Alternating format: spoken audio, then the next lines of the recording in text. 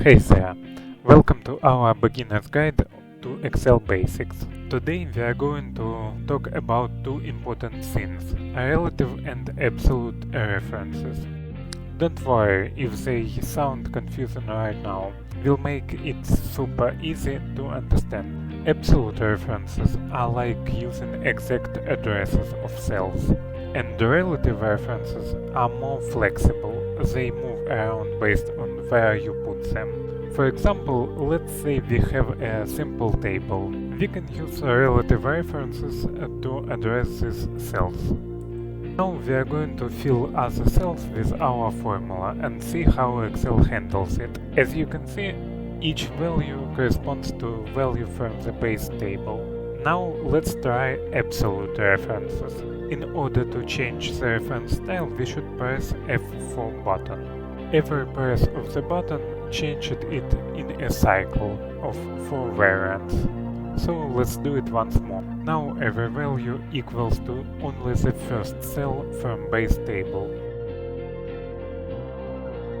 There are also two mixed reference styles: log column and log row. Let us see the differences. So when should we use absolute and relative references? It depends on your specific needs. If you are working with constant values or fixed data, absolute references are your friend. But if you are dealing with dynamic data that changes position, relative references are the way to go. Let's apply this knowledge to our sales forecast. You want to calculate the sales amount for each month and product.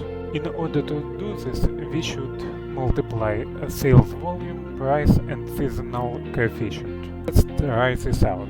First we type equal sign, then we click on the value which corresponds to January and product A.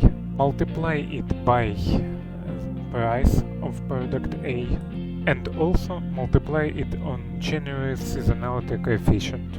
For sales volume, we need relative references. For price, we need to make sure that the column is absolute.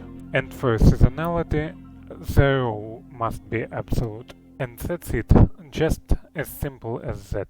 I hope this guide has shed light to the crucial aspect of spreadsheet manipulations. Remember, practice makes perfect, so don't hesitate to dive in and experiment with your own Excel creation. Until next time.